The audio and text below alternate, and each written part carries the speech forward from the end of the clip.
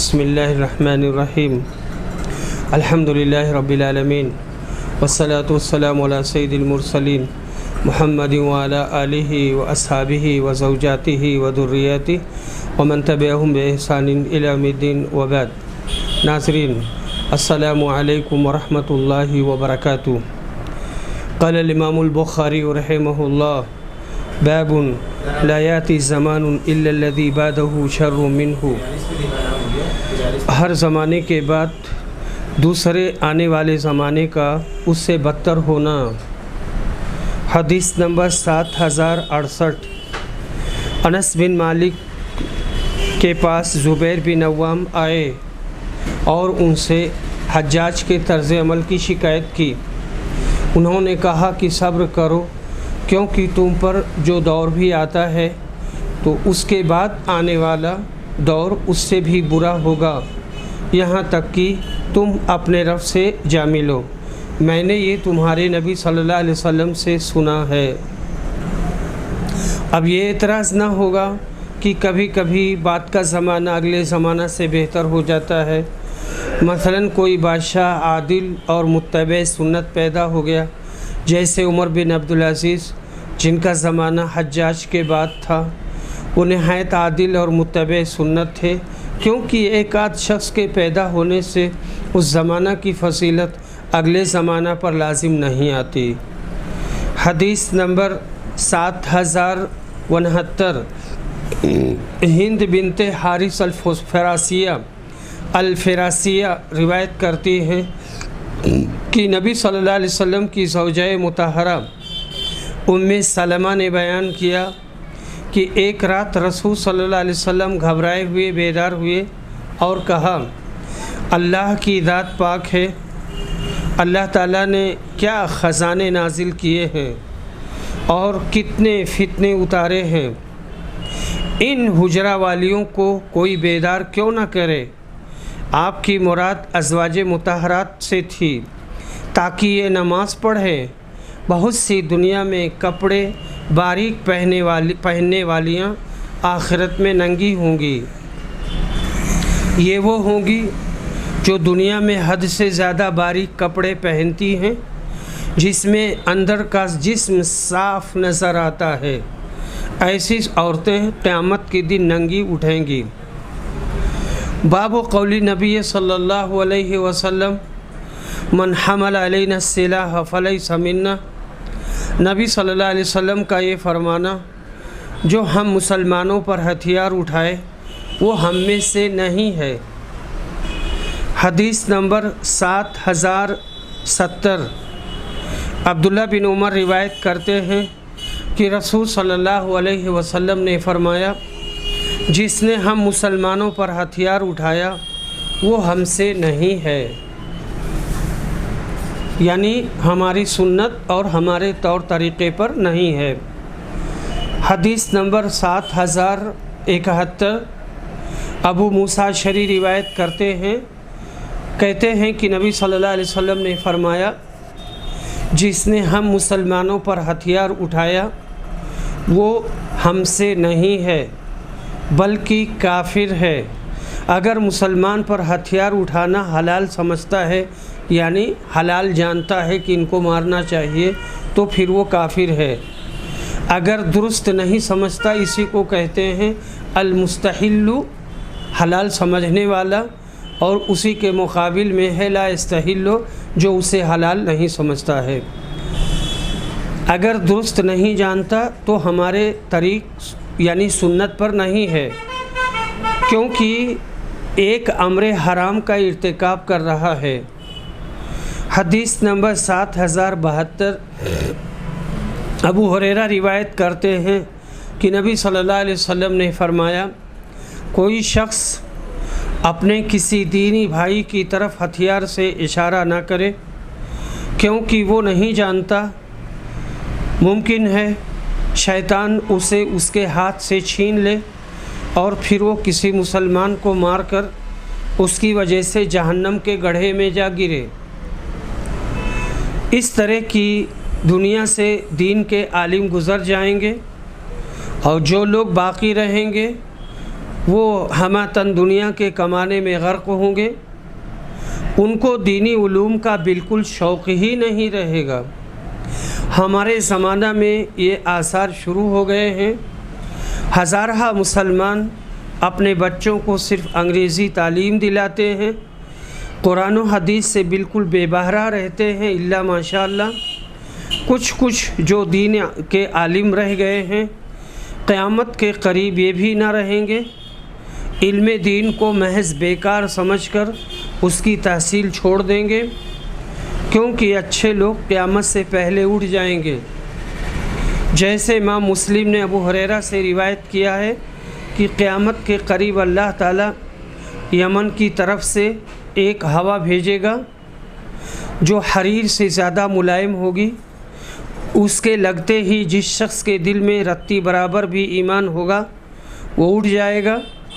دوسری حدیث میں ہے قیامت تب تک قائم نہ ہوگی جب تک زمین میں اللہ اللہ کہا جائے گا۔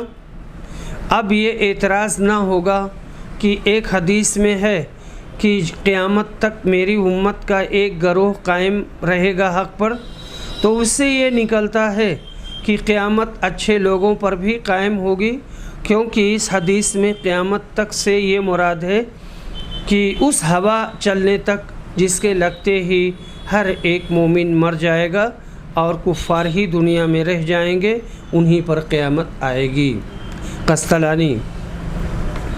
حدیث نمبر 7073 جابر بن عبداللہ روایت کرتے ہیں، انہوں نے بیان کیا کہ ایک صاحب تیر لے کر مسجد میں سے گزرے تو ان سے رسول صلی اللہ علیہ وسلم نے کہا تیر کی نوک کا خیال رکھو۔ عمرو نے کہا ہاں میں نے سنا ہے۔ تو بھیڑ بھاڑ کی جگہوں میں دھاردار چیز لے کر چلنا یا کوئی بھی خطرناک چیز لے کر چلنا یہ مناسب نہیں ہے اور اس کی حفاظت کرنی چاہیے۔ حدیث نمبر 7074 جابر بن عبداللہ روایت کرتے ہیں کہ ایک صاحب مسجد میں تیر لے کر گزرے جن کے پھل باہر کو نکلے ہوئے تھے، تو انہیں حکم دیا گیا کہ ان کی نوک کا خیال رکھیں کہ کہیں کسی مسلمان کو زخمی نہ کر دے۔ متفق علیہ۔ حدیث نمبر 7075 ابو موسیٰ اشعری روایت کرتے ہیں کہ نبی صلی اللہ علیہ وسلم نے فرمایا جب تم میں سے کوئی ہماری مسجد میں یا ہمارے بازار میں سے گزرے اور اس کے پاس تیر ہوں تو اسے چاہیے کہ اس کی نوک کا خیال رکھے، یا آپ نے ایسے کہا اپنے ہاتھ سے انہیں تھامے رہے، کہیں کسی مسلمان کو اس سے کوئی تکلیف نہ پہنچے۔ ان جملہ احادیث سے ظاہر ہے کہ رسول صلی اللہ علیہ وسلم ناحق خونریزی کو کتنی بری نظر سے دیکھتے ہیں کہ قدم قدم پر اس بارے میں انتہائی احتیاط کو ملحوظ خاطر رکھنے کی ہدایت فرما رہے ہیں۔ مسلمانوں نے بھی جس طرح بعض احکام کو ملحوظ رکھا ہے، کاش ان احادیث کو بھی یاد رکھتے اور باہمی قتل و غارت سے پرہیز کرتے تو ملی حالات اس قدر خراب نہ ہوتے۔ مگر صد افسوس کہ آج مسلمان ان خانہ جنگیوں کے نتیجہ میں سدھا ٹولیوں میں تقسیم ہو کر اپنے طاقت تار تار کر چکا ہے۔ کاش یہ الفاظ کسی بھی دل والے بھائی کے دل میں اتر سکیں اور وہ اپنے اندر تبدیلی لائے۔ باب قول نبی صلی اللہ علیہ وسلم لا ترجعوا بعدی کفارا یضرب بعضکم رقاب بعض۔ نبی صلی اللہ علیہ وسلم کا یہ فرمانا میرے بعد ایک دوسرے کی گردنیں مار کر کافر نہ بن جانا۔ حدیث نمبر 7076 عبداللہ روایت کرتے ہیں، یعنی عبداللہ بن مسعود، کہ رسول صلی اللہ علیہ وسلم نے فرمایا مسلمان کو گالی دینا فسق ہے اور اسے قتل کرنا کفر ہے، یعنی بلا وجہ شرعی لڑنا کفر ہے۔ یعنی کافروں کا سا فعل ہے۔ جیسے کافر مسلمانوں سے ناحق لڑتے ہیں، ایسے ہی اس شخص نے بھی کیا، گویا کافروں کی طرح عمل کیا۔ اس کا یہ مطلب نہیں ہے کہ جو مسلمان کسی مسلمان سے لڑا وہ کافر ہو گیا، جیسے خارجیوں کا مذہب ہے، اس لیے کہ اللہ نے فرمایا ہے وَإِن طَائِفَتَانِ مِنَ الْمُؤْمِنِينَ اقْتَتَلُوا، سورہ حجرات آیت نمبر 9۔ اور دونوں گروہوں کو مومن قرار دیا، اور صحابہ رضی اللہ عنہم نے آپس میں لڑائیاں کیں، گو ایک طرف والے خطائے اجتہادی میں تھے، یعنی ان کی غلطی اجتہادی تھی، مگر کسی نے ان کو کافر نہیں کہا۔ خود حضرت علی اور حضرت معاویہ والوں کو حق میں فرمایا اخواننا بغوا علینا، یعنی ہمارے بھائیوں نے ہمارے اوپر حملہ کیا ہے۔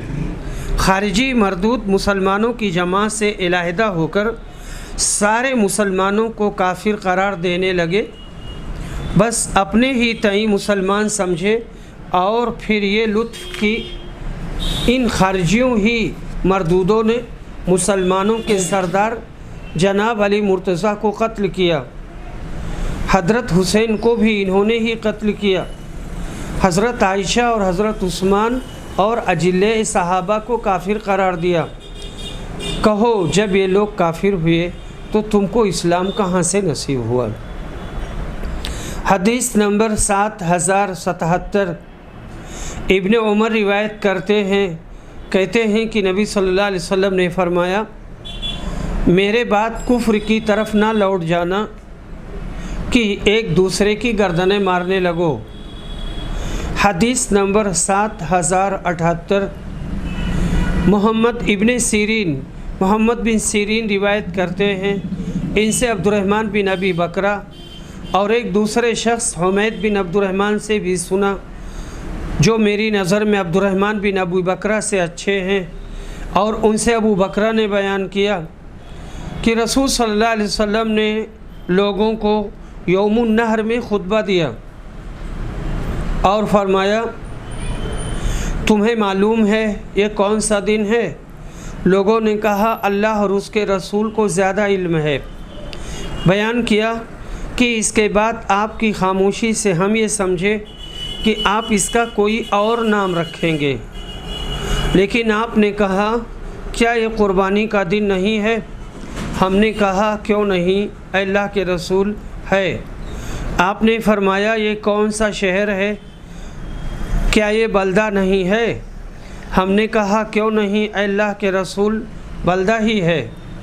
آپ نے فرمایا پھر تمہارا خون، تمہارے مال، تمہاری عزت اور تمہاری کھال تم پر اسی طرح حرمت والے ہیں جس طرح اس دن کی حرمت اس مہینے میں اور اس شہر میں ہے۔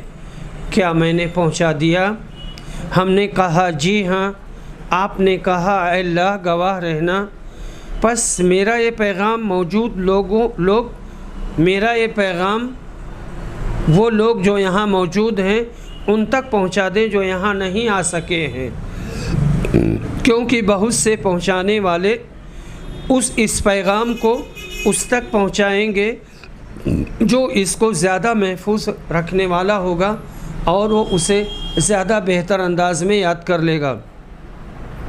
چنانچہ ایسا ہی ہوا، اور نبی صلی اللہ علیہ وسلم نے فرمایا میرے بعد کافر نہ ہو جانا کہ باز کی گردن مارنے لگو۔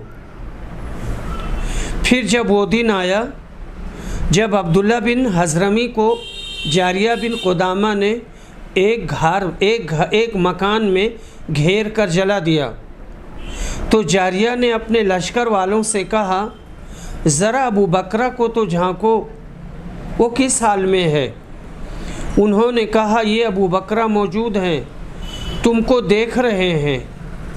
عبد الرحمن بن ابی بکرہ کہتے ہیں مجھ سے میری والدہ حالہ بنت غلیظ نے کہا کہ ابو بکرہ نے کہا اگر یہ لوگ جاریہ کے لشکر والے، یہ لوگ یعنی جاریہ کے لشکر والے میرے گھر میں بھی گھس آئیں اور مجھ کو مارنے لگیں تو بھی میں ان پر ایک بانس کی چھڑی بھی نہیں چلاؤں گا۔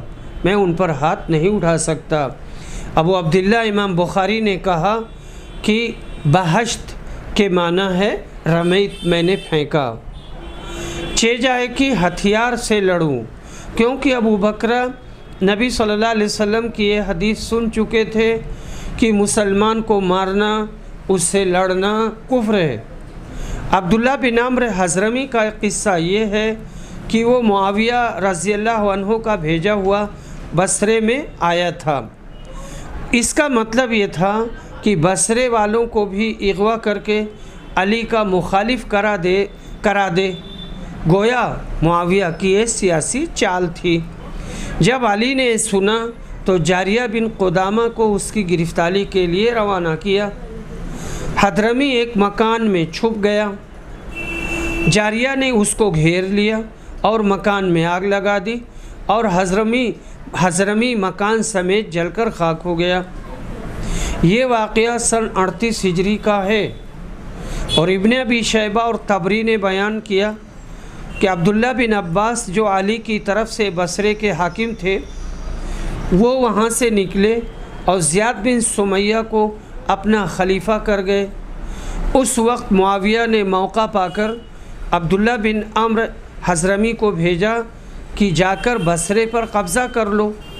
وہ بنی تمیم کے محلہ میں اترا اور عثمان کی طرف جو لوگ تھے وہ اس کے شریک ہو گئے۔ زیاد نے حضرت علی کو اس واقعہ کی خبر کی اور مدد چاہی۔ حضرت علی نے پہلے اعین بن عیینہ ایک شخص کو روانہ کیا، لیکن وہ دغا سے مار ڈالا گیا۔ پھر جاریہ بن قدامہ کو بھیجا، انہوں نے حضرمی کو اس کے 40 یا 70 رفقا سمیت ایک مکان میں گھیر لیا اور اس میں آگ لگا دی۔ حضرمی اور اس کے ساتھی سب جل کر خاک ہو گئے۔ حدیث نمبر 7089۔ عبداللہ بن عباس روایت کرتے ہیں کہ نبی صلی اللہ علیہ وسلم نے فرمایا، میرے بعد کافر نہ ہو جانا کہ تم میں بعض کی گردنیں مارنے لگو، کہ تم میں سے بعض کی گردن مارنے لگے اور آپس ہی میں خوریزی کرے۔ منشاء نبوی یہ تھا کہ آپس میں لڑنا جھگڑنا مسلمانوں کا شیوا نہیں ہے، یہ کافروں کا طریقہ ہے۔ پس تم ہرگز یہ شیوا اختیار نہ کرنا، مگر افسوس کہ مسلمان بہت جلد اس پیغام رسالت کو بھول گئے۔ حدیث نمبر 7080۔ جریر روایت کرتے ہیں کہ رسول صلی اللہ علیہ وسلم نے مجھ سے حجۃ الوداع کے موقع پر کہا، لوگوں کو خاموش کراؤ۔ پھر آپ نے فرمایا، میرے بعد کافر نہ ہو جانا کہ تم ایک دوسرے کی گردن مارنے لگ جاؤ۔ قرون خیر میں ان احادیث نبویہ کو بھلا دیا گیا، اور جو بھی خانہ جنگیاں ہوئی ہیں وہ قیامت تک آنے والے مسلمانوں کے لیے بے حد افسوسناک ہیں۔ آج 14ویں صدی کا خاتمہ ہے، مگر ان باہمی خانہ جنگیوں کی یاد تازہ ہے۔ بعد میں تقلیدی مذاہب نے بھی باہمی خانہ جنگی کو بہت طول دیا، یہاں تک کہ خانہ کعبہ کو 4 حصوں میں تقسیم کر لیا گیا، اور ابھی تک یہ جھگڑے باقی ہیں۔ اللہ امت کو نیک سمجھ عطا کرے، آمین۔ باب قول نبی صلی اللہ علیہ وسلم، تکون فتنۃ القائد فیہا خیر من القائم۔ رسول اکرم کا فرمانا، ایک ایسا فتنہ اٹھے گا جس میں بیٹھنے والا کھڑے رہنے والے سے بہتر ہوگا۔ حدیث نمبر 7081۔ ابو ہریرہ روایت کرتے ہیں کہ ابراہیم بن سعد نے مجھ سے ابراہیم بن سعد نے کہا، مجھ سے صالح بن کیسان نے بیان کیا، ان سے ابن شہاب نے، ان سے سعید بن مسیب نے اور حضرت ابو ہریرہ نے، کہ رسول صلی اللہ علیہ وسلم نے فرمایا، اس حدیث میں کی 2 سندیں ہیں۔ عنقریب ایسے فتنے برپا ہوں گے جن میں بیٹھنے والا کھڑے ہونے والے سے بہتر ہوگا، اور کھڑا ہونے والا ان میں چلنے والے سے بہتر ہوگا، اور چلنے والا ان میں دوڑنے والے سے بہتر ہوگا۔ جو دور سے ان کی طرف جھانک کر بھی دیکھے گا تو وہ ان کو بھی سمیٹ لیں گے۔ اس وقت جس کسی کو کوئی پناہ کی جگہ مل جائے یا بچاؤ کا مقام مل سکے، پس وہ اس میں پناہ لے لے اور اپنا ٹھکانہ ڈھونڈ لے تاکہ ان فتنوں سے محفوظ رہے۔ مراد وہ فتنہ ہے جو مسلمانوں میں آپس میں پیدا ہو اور یہ نہ معلوم ہو سکے کہ حق کس طرف ہے، یعنی مسلمان آپس میں لڑ جائیں اور یہ نہ معلوم رہے کہ اس میں حق کون ہے اور باطل کون ہے۔ ایسے وقت میں گوشہ نشینی بہتر ہے۔ بعض نے کہا اس شہر سے ہجرت کر جائے جہاں ایسا فتنہ واقع ہو، اگر وہ آفت میں مبتلا ہو جائے اور کوئی اس کو مارنے آئے تو صبر کرے، مارا جائے لیکن مسلمان پر ہاتھ نہ اٹھائے۔ بعض نے کہا اپنی جان و مال کو بچا سکتا ہے۔ جمہور علماء کا یہی قول ہے کہ جب کوئی گروہ امام سے باغی ہو جائے تو امام کے ساتھ ہو کر اسے لڑنا جائز ہے، جیسے حضرت علی کی خلافت میں ہوا۔ اکثر اکابر صحابہ نے ان کے ساتھ ہو کر معاویہ کے باغی گروہ کا مقابلہ کیا اور یہی حق ہے، مگر بعض صحابہ جیسے سعد اور ابن عمر اور ابو بکر دونوں فریق سے الگ ہو کر گھر میں بیٹھے رہے۔ حدیث نمبر 7082 ابو ہریرہ روایت کرتے ہیں کہ رسول صلی اللہ علیہ وسلم نے فرمایا، عنقریب ایسے فتنے برپا ہوں گے کہ ان میں بیٹھنے والا کھڑے ہونے والے سے بہتر ہوگا، اور کھڑا ہونے والا چلنے والے سے وہ بہتر ہوگا، اور چلنے والا دوڑنے والے سے افضل ہوگا۔ اگر کوئی ان کی طرف دور سے بھی جھانک کر دیکھے گا تو وہ اسے بھی سمیٹ لیں گے۔ ایسے وقت جو کوئی اس سے کوئی پناہ کی جگہ پالے اسے اس کی پناہ لے لینی چاہیے اور وہاں جا کر کے چھپ جانا چاہیے۔ بابٌ اذا التقى المسلمان بسیفیہما، جب دو مسلمان اپنی تلواریں لے کر ایک دوسرے سے بھڑ جائیں تو ان کے لیے شریعت کیا کہتی ہے؟ کہتے ہیں کہ ہم سے حماد بن زید نے بیان کیا، یعنی عبداللہ بن وہاب یہ کہتے ہیں، ان سے ایک شخص نے جس کا نام نہیں بتایا، ان سے حسن بصری نے، کہ میں ایک مرتبہ باہمی فسادات کے دنوں میں اپنے ہتھیار لگا کر نکلا تو ابو بکرہ سے راستے میں ملاقات ہو گئی۔ انہوں نے پوچھا کہاں جانے کا ارادہ ہے؟ میں نے کہا کہ میں رسول اللہ صلی اللہ علیہ وسلم کے چچا کے لڑکے کی مدد کرنا چاہتا ہوں جنگ صفین و جمل میں، جنگ جمل و صفین میں۔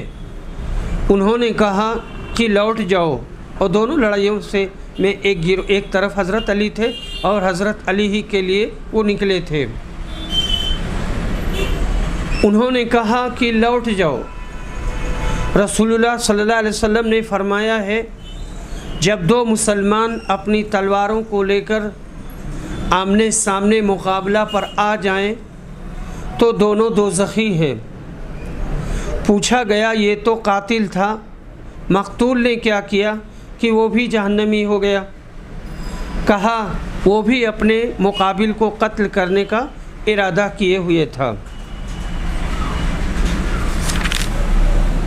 حضرت ابو بکرہ کا قول ہے جو نسائی میں یوں ہے، اذا حمل الرجلان المسلمان السلاح احدهما على الاخر فهما على جرف جہنم فاذا قتل احدهما الاخر فهما في النار، کہ اگر دو مسلمانوں نے ہتھیار اٹھایا ایک نے دوسرے پر تو وہ جہنم کے کنارے ہیں، جب ایک دوسرے کو قتل کر دے گا تو پھر دونوں جہنم میں چلے جائیں گے۔ ہتھیار لے کر نکلنے والے احنف بن قیس تھے، نہ کہ امام حسن بصری حدیث میں جو آیا ہے کہ حسن بصری ہتھیار بند ہو کر نکلے تھے، وہ حضرت احنف بن قیس تھے۔ مطلب یہ کہ عمرو بن عبید نے غلطی کی جو احنف کا نام چھوڑ دیا۔ یہ فتنوں کا سلسلہ آج کل بھی جاری ہے جو جمہوری دور کی نام نہاد آزادی میں الیکشن کے دوران دیکھا جا سکتا ہے۔ سند میں جن کا نام نہیں لیا وہ بقول بعض عمرو بن عبید تھے۔ ایسے لاقانونی دور میں اپنی عزت و جان کی حفاظت کا یہی راستہ بہتر ہے جو حدیث میں بتلایا گیا ہے کہ سب متفرق ٹولیوں سے بالکل الگ ہو کر وقت گزاریں، کسی باہمی جھگڑنے والی ٹولیوں میں شرکت نہ کریں، نتیجہ تکلیف کا ہو یا ایک ہی کوئی ستائے، لیکن یہ ہے کہ اپنے آپ کو وہاں سے بچا کے رکھیں اور محفوظ رکھیں۔ بابٌ کیف الامر اذا لم تکن جماعہ، جب کسی شخص کی امامت پر اعتماد نہ ہو تو لوگ کیا کریں؟ یعنی اگر کوئی امام نہیں ہے تو ایسی صورت میں آپ کیا کریں؟ جماعت نہیں ہے۔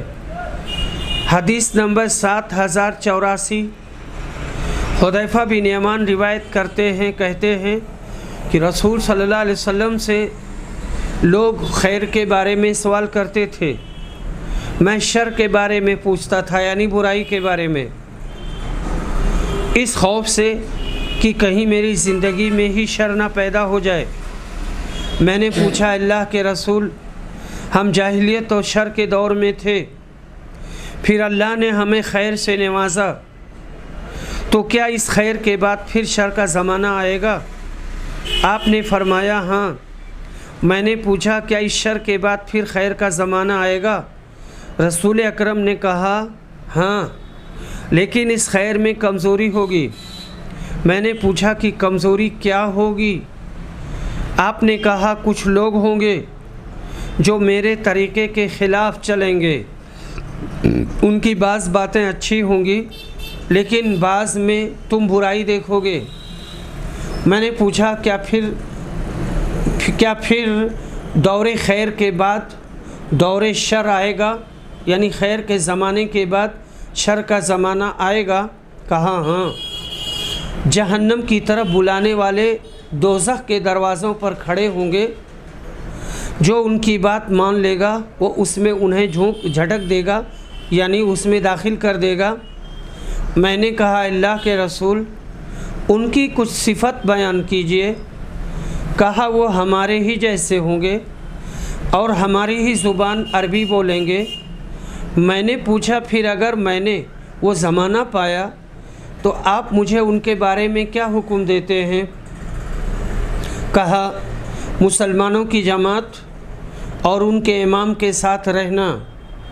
میں نے کہا کہ اگر مسلمانوں کی جماعت نہ ہو اور نہ ان کا کوئی امام ہو تو؟ فرمایا پھر ان تمام لوگوں سے الگ ہو کر خواہ تمہیں جنگل میں جا کر درختوں کی جڑیں چبانی پڑیں، یہاں تک کہ اسی حالت میں تمہاری موت آ جائے اور تم انتقال کر جاؤ۔ محدثین نے کہا کہ پہلی برائی سے وہ فتنے مراد ہیں جو حضرت عثمان کے بعد ہوئے، اور دوسری برائی سے جو عمر بن عبدالعزیز کا زمانہ تھا وہ مراد ہے، اور اس کے بعد اس زمانہ میں کوئی خلیفہ عادل ہوتا متبع سنت، کوئی ظالم ہوتا بدعتی، جیسے خلفائے عباسیہ میں مامون رشید بڑا ظالم گزرا، پھر متوکل علی اللہ اچھا تھا، اس نے امام احمد کو قید سے خلاصی دی، آزاد کیا، اور معتزلہ کی خوب سرکوبی کی۔ بعض نے کہا پہلی برائی سے حضرت عثمان کا قتل اور دوسری بھلائی حضرت علی کا زمانہ مراد ہے، اور دھوئیں سے خارجیوں اور رافضیوں کے پیدا ہونے کی طرف اشارہ ہے، اور دوسری برائی سے بنی امیہ کا زمانہ ہے۔ حضرت علی کو برسر منبر برا کہا جاتا ہے۔ میں کہتا ہوں، یعنی مولانا وحید الزماں صاحب، نبی اکرم کی مراد اس حدیث سے یہ ہے واللہ عالم کہ ایک زمانہ تک تو جو نقشہ میرے زمانے میں ہے یہی چلتا رہے گا اور بھلائی قائم رہے گی، یعنی کتاب و سنت کی لوگ پیروی کریں گے جیسے سن 400 تک رہا۔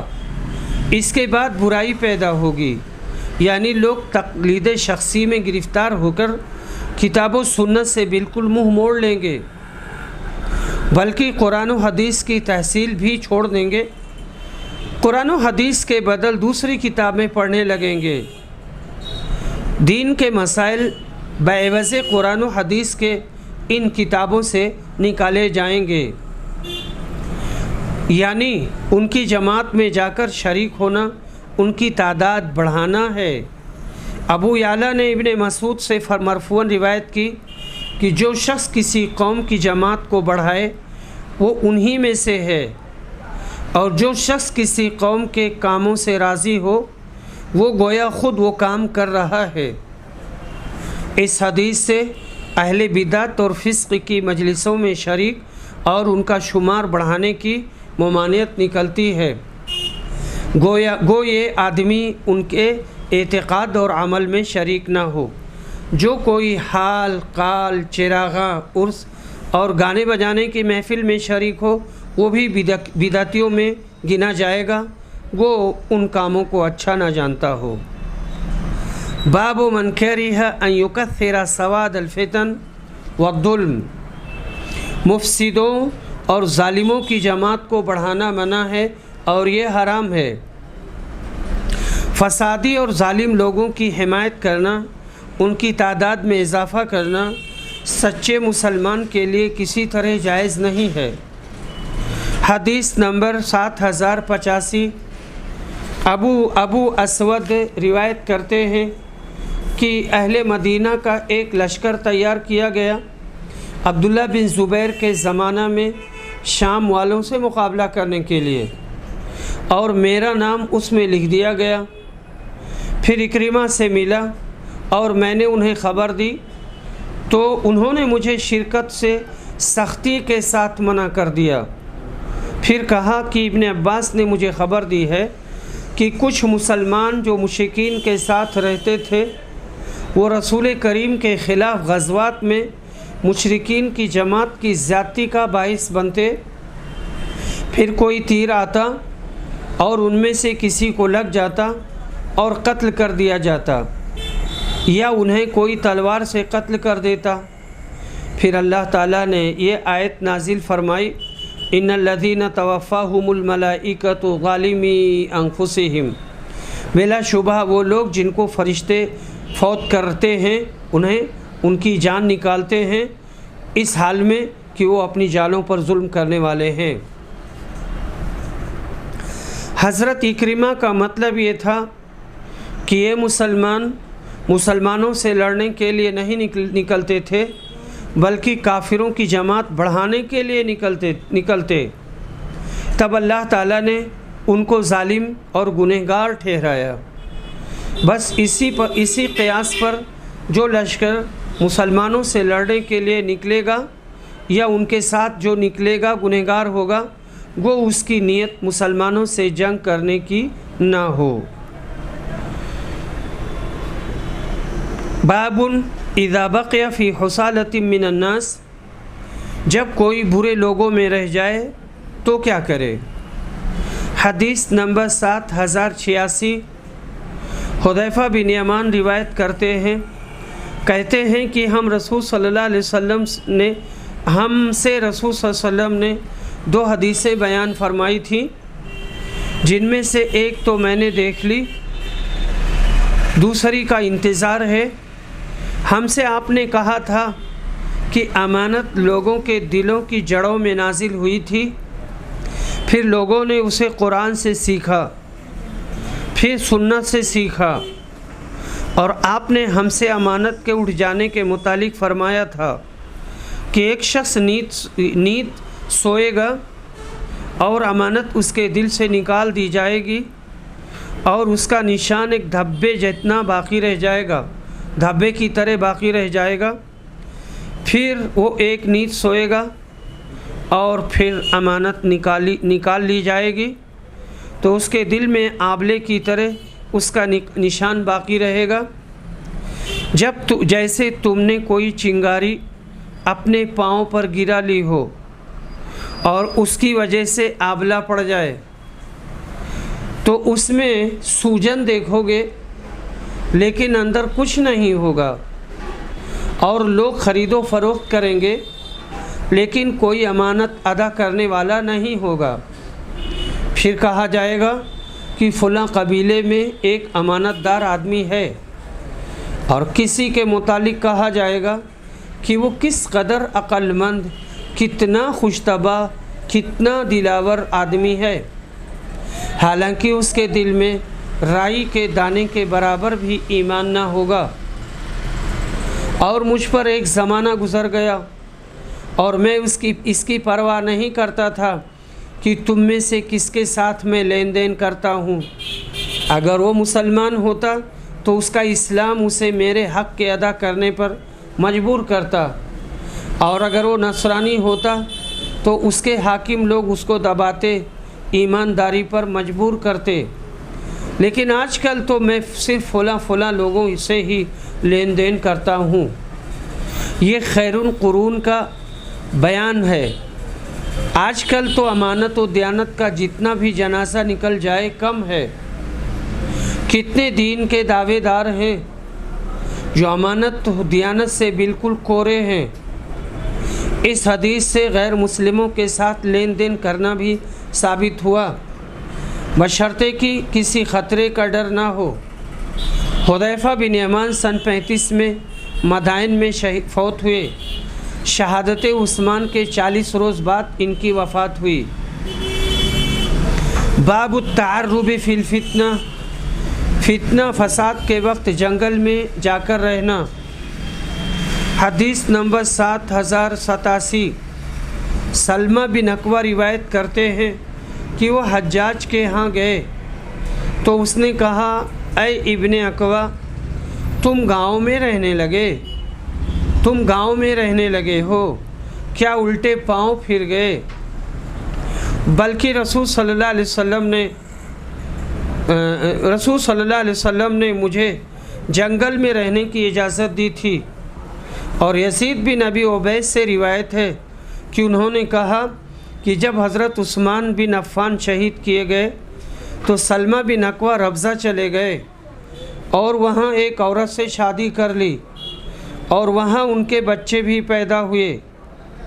وہ برابر وہیں رہے یہاں تک کہ وفات سے چند دن پہلے مدینہ آ گئے۔ حدیث اور باب میں مطابقت ظاہر ہے۔ حضرت سلمہ بن اکوع نے 80 سال کی عمر میں سن 74 میں وفات پائی۔ آج بھی فتنوں کا زمانہ ہے، ہر جگہ گھر گھر نفاق و شقاق ہے، باہمی خلوص کا پتہ نہیں۔ ایسے حالات میں بھی سب سے تنہائی بہتر ہے۔ کچھ مولانا قسم کے لوگوں سے بیعت لے کر ان احادیث کو پیش کرتے ہیں، یہ ان کی کم عقلی ہے۔ یہاں بیعت خلافت مراد ہے اور فتنے سے اسلامی ریاست کا شیرازہ بکھر جانا مراد ہے۔ حدیث نمبر 7088۔ ابو سعید خدری روایت کرتے ہیں کہ رسول صلی اللہ علیہ وسلم نے فرمایا، وہ وقت قریب ہے کہ مسلمان کا بہترین مال وہ بکریاں ہوں گی جنہیں وہ لے کر پہاڑی کی چوٹیوں اور بارش برسنے کی جگہوں پر چلا جائے گا۔ وہ فتنوں سے اپنے دین کی حفاظت کے لیے وہاں بھاگ کر آ جائے گا۔ فتنوں سے بچنے کی ترغیب ہے، اس حد تک کہ اگر بستی چھوڑ کر پہاڑوں میں رہ کر بھی فتنہ سے انسان بچ سکے تب بھی بچنا بہتر ہے۔ یہ بھی بہت بڑی نیکی ہے کہ انسان اپنے دین کو بائیں صورت بھی بچا سکے اور تنہائی میں اپنا وقت کاٹ لے۔ باب التعوذ من الفتن، فتنوں سے پناہ مانگنا۔ حدیث نمبر 7089۔ انس بن مالک روایت کرتے ہیں کہ نبی صلی اللہ علیہ وسلم سے لوگوں نے سوالات کیے۔ آخر جب لوگ بار بار سوال کرنے لگے تو نبی صلی اللہ علیہ وسلم ممبر پر ایک دن چڑھے اور فرمایا آج تم مجھ سے جو سوال بھی کرو گے میں تمہیں اس کا جواب دوں گا۔ انس نے بیان کیا کہ پھر دائیں بائیں دیکھنے لگا، پھر میں دائیں بائیں دیکھنے لگا تو ہر شخص کا سر اس کے کپڑوں میں چھپا ہوا تھا اور وہ رو رہا تھا۔ آخر ایک شخص نے خاموشی توڑی۔ اس کا جب کسی سے جھگڑا ہوتا تو انہیں ان کے باپ کے سوا دوسرے باپ کی طرف پکارا جاتا تھا اور اس کی نسبت کی جاتی تھی۔ انہوں نے کہا اللہ کے رسول میرے والد کون ہیں؟ فرمایا تمہارے والد حذیفہ ہیں۔ پھر عمر سامنے آئے اور عرض کیا ہم اللہ سے کہ وہ رب ہے، اسلام سے کہ وہ دین ہے، محمد سے کہ وہ رسول ہیں، راضی ہیں، اور یعنی اسلام سے راضی ہیں اور محمد سے راضی ہیں اور دین سے، اور آزمائش کی برائی سے ہم اللہ کی پناہ مانگتے ہیں۔ پھر نبی صلی اللہ علیہ وسلم نے فرمایا میں نے خیر و شر آج کی طرح کبھی نہیں دیکھا تھا۔ میرے سامنے جنت تو دوزخ کی صورت پیش کی گئی اور میں نے انہیں دیوار کے قریب دیکھا۔ قتادہ نے کہا کہ یہ بات اس آیت کے ساتھ گزر چکی ہے، اے لوگو جو ایمان لائے ہو ایسی چیزوں کے بارے میں سوال نہ کرو اگر وہ ظاہر کر دی جائیں جو تمہیں بری معلوم ہو۔ حدیث نمبر 7090 انس بن مالک روایت کرتے ہیں کہ نبی صلی اللہ علیہ وسلم انس بن مالک روایت کرتے ہیں کہ نبی صلی اللہ علیہ وسلم نے یہی حدیث بیان کی اور انس نے کہا ہر شخص کپڑے میں اپنا سر لپیٹے ہوئے رو رہا تھا اور فتنے سے اللہ کی پناہ مانگ رہا تھا، یا یوں کہہ رہا تھا کہ میں اللہ کی فتنہ کی برائیوں سے پناہ مانگتا ہوں۔ حدیث نمبر 7091 قتادہ روایت کرتے ہیں انس سے، انہوں نے بیان کیا پھر یہی حدیث نبی صلی اللہ علیہ وسلم سے نقل کی، اس میں بجائے سو کے شر کا لفظ ہے۔ اس روایت کے لانے سے امام بخاری کا مطلب یہ ہے کہ سعید کی روایت میں خیر یا شر شک کے ساتھ مذکور ہے۔ جتنے صحابہ وہاں موجود تھے سب رونے لگے کیونکہ ان کو معلوم ہو گیا تھا کہ نبی صلی اللہ علیہ وسلم بوجہ کثرت سوالات بالکل رنجیدہ ہو گئے ہیں، اور نبی صلی اللہ علیہ وسلم کا رنجیدہ ہونا اللہ کے غضب کی نشانی ہے۔ جب کثرت سوالات سے آپ کو غصہ آیا تو خیال کرنا چاہیے کہ جو شخص آپ کے ارشادات کو سن کر اس پر عمل نہ کرے اور دوسرے چیلے چاپڑوں کی بات سنے، اس پر آپ کا غصہ کس قدر ہوگا اور اس کو اللہ کے غضب سے کتنا ڈرنا چاہیے۔ میں اوپر لکھ چکا ہوں کہ اہل ہند کی غفلت اور بے اعتنائی اور حدیث اور قرآن کو چھوڑنے کی سزا میں کئی سال سے ان پر طاعون کی بلا نازل ہوئی ہے۔ معلوم نہیں آئندہ اور کیا عذاب اترتا ہے۔ ابھی یہ پارہ ختم نہیں ہوا تھا، یعنی ماہ صفر سن 1323 ہجری میں پنجاب سے خبر آئی کہ وہاں سخت زلزلہ، ہوا اور ہزاروں لاکھوں مکانات تہہ خاک ہو گئے، اور جو بچ رہے ہیں ان کی بھی حالت تباہ ہے، نہ رہنے کو گھر نہ بیٹھنے کا ٹھکانہ۔ غرض اہل ہند کسی طرح خواب غفلت سے بیدار نہیں ہوتے اور تعصب اور ناحق شناسی نہیں چھوڑتے۔ معلوم نہیں آئندہ اور کیا کیا عذاب آنے والے ہیں۔ وآخر دعوانا الحمد للہ رب العالمین۔